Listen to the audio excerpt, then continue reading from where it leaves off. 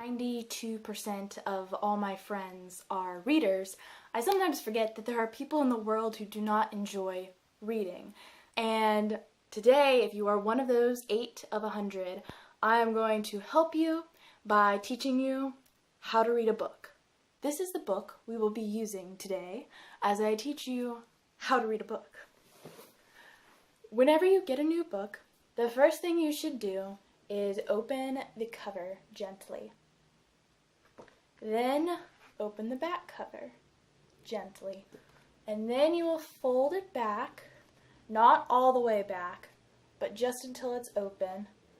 Use little sections and get closer and closer to the middle every time that you open it, until eventually you open the book halfway in the middle.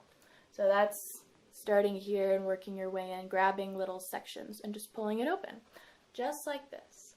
It's very gentle and it helps the book's spine to stay intact and to open up gently. When you are reading a book, there are several pages that have the title, and then you might come across a lovely little inscription for all the children to whom we entrust the future, or something cute like that. And those are worth reading. You should definitely read those.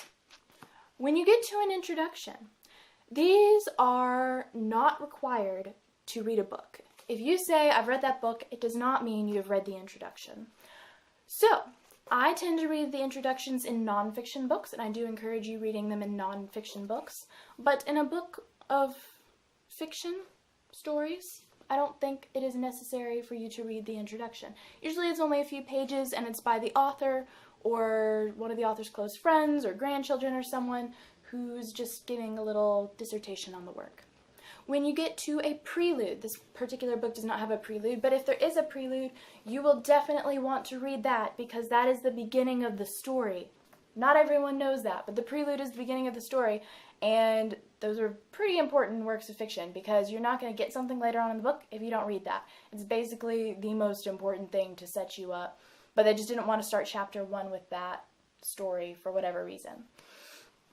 Chapter 1 is going to be a little slow probably, and around chapter 2 you should encounter some action. Something happens to the hero to shake them up. Whenever you come to a good stopping point, you will take a bookmark and put it in the book, and then you will close the book. You will not leave it like this on a table. That is not good for it to be like that for extended periods of time, unless you're reading it. That is okay.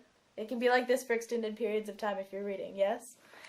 And the bookmark will allow the book to lie flat. Hopefully, don't use a super thick bookmark like leather or felt or something like that.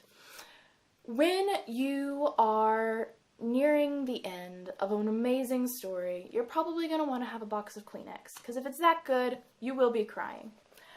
And when you get to the last few pages, such as the final line, you will read the final line and gently close the book. And if you hated the book or were traumatized by the end, you may chunk it across the room.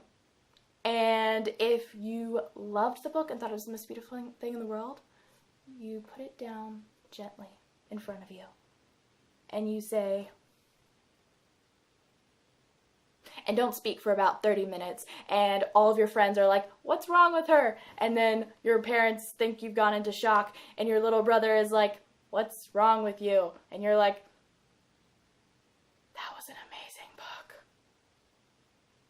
If you're really, really, really into the book, you can also read about the author on the last page, and about halfway through the book, I end up reading this. So if you haven't read this while you were reading the book, you can go to the end and read the back cover, because sometimes the back cover has some interesting things that are not actually in the book, or it helps you grasp what just happened in the first few chapters. When you are done with a book, you can do several things. You can add it to Goodreads, which, if you're on Goodreads, you should totally do that, and give it a rating on a scale of 1 to 5 stars. And you can leave a review on Goodreads. I tend to not do that just because I want to move on to the next book. But you can rate it on Goodreads and then share it with a friend if you think a friend should be recommended this book. Finally, you give it a place of honor on your shelf if it was deserving of your attention. And if it got more than 3 stars, I think it should totally be a book that you keep instead of passing on to someone. But you should feel free to loan out your books to someone who knows the 10 Commandments of borrowing books, of course. My dad said I should have an outro, so here goes. Thank you for watching. Be sure to like this video and subscribe if you want to see more.